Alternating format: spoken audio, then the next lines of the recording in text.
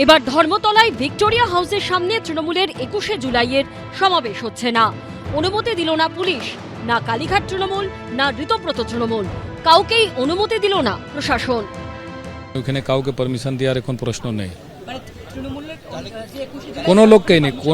কোনো রকম মিটিং মিছিলে ওইখানে পারমিশন নেই। কেন ওইখানে একটা 163 বিএনএস যেকে আমরা বলি 144 আছে। প্রতি বছরই 21শে জুলাই ধর্মতলায় ভিক্টোরিয়া হাউসের সামনে বিরাট সমাবেশ করে তৃণমূল। ক্ষমতায় আসার পর থেকে মমতা বন্দ্যোপাধ্যায়ের 21শে জুলাইয়ের সমাবেশ অন্য মাত্রা পায়, কার্যত উৎসবের চেহারা নেয়। প্রচুর মানুষ, তারকার ঢল। কিন্তু ক্ষমতা হাতছাড়া হতেই দল এখন খান খান। তৃণমূল এখন দুই শিবিরে বিভক্ত, কালীঘাট তৃণমূল, ঋতব্রত তৃণমূল। কর্মসূচি পালন করতে চেয়ে শনিবারই কলকাতা পুলিশকে চিঠি দিয়েছে কালীঘাট তৃণমূল ও ঋতব্রত তৃণমূল। ধর্মতলায় 21শে জুলাইয়ের সমাবেশ প্রসঙ্গে সোমবার বিধানসভায় দাঁড়িয়ে তৃণমূলকে খোঁচা দেন শুভেন্দু অধিকারী। 11 সালে তো ব্রিগেডে গেছিলেন, এবারেও চলুন না ব্রিগেডে যাই। দম আছে? আপনি অ্যাপ্লিকেশন করে দিয়ে কলকাতার রাস্তায় ভিক্টোরিয়ার সামনে ফিতা নিয়ে চলে যাবেন? কি মামার বাড়ি নাকি? ফিতা নিয়ে যাবেন মাপতে? কে অধিকার দিয়েছে আপনাকে?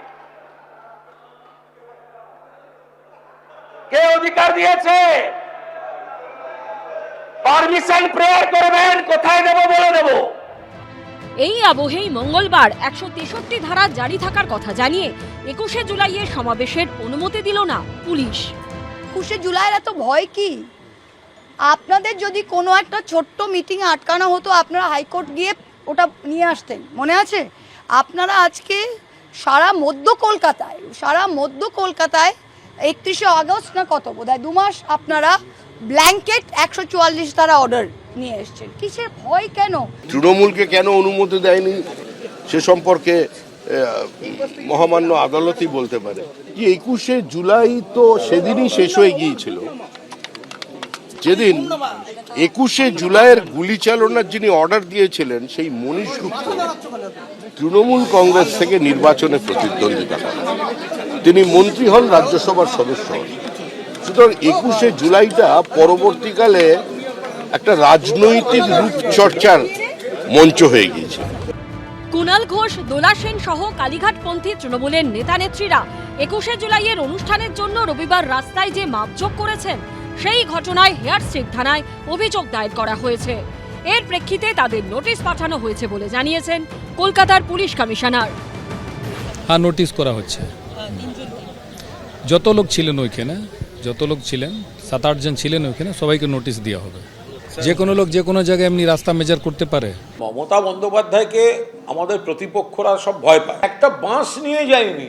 রবিবার দিন ফাঁকা রাস্তা, ঝিরঝিরে বৃষ্টি, একটা গাড়ি আটকায়নি। তার জন্য যদি এফআইআর হয়ে থাকে তো সেই প্রেমপত্র নিশ্চয়ই পাবো। তো সে মাপে যদি আপত্তি হয় তাহলে এবার বুঝুন কি সমস্যা। এই প্রসঙ্গেই আবার ইঙ্গিতপূর্ণ মন্তব্য করেছেন বিজেপির রাজ্য সভাপতি। মাপবেন, যারা ভেবেছিলেন মিটিং করবো মাপতে গেছেন, এর মধ্যে আর ভুল কি আছে? এটা নিয়ে আমাদের রাজনীতি কোনো প্রতিহিংসার রাজনীতি নয়। মঙ্গলবার দুপুরেই কলকাতার পুলিশ কমিশনার নির্দেশিকা জারি করে জানিয়েছেন, 2রা জুলাই থেকে 30শে আগস্ট পর্যন্ত মধ্য কলকাতার একাংশে বিএনএস এর 163 ধারা জারি করা হয়েছে। বলা হয়েছে, গোয়েন্দা তথ্যের ভিত্তিতে ওই এলাকায় বিক্ষোভ ও অশান্তির আশঙ্কা থাকায় এই নির্দেশ জারি করা হয়েছে।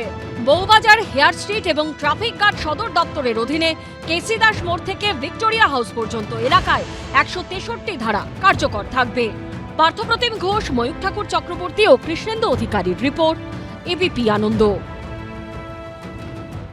এবিপি আনন্দ, এগিয়ে থাকে, এগিয়ে রাখে।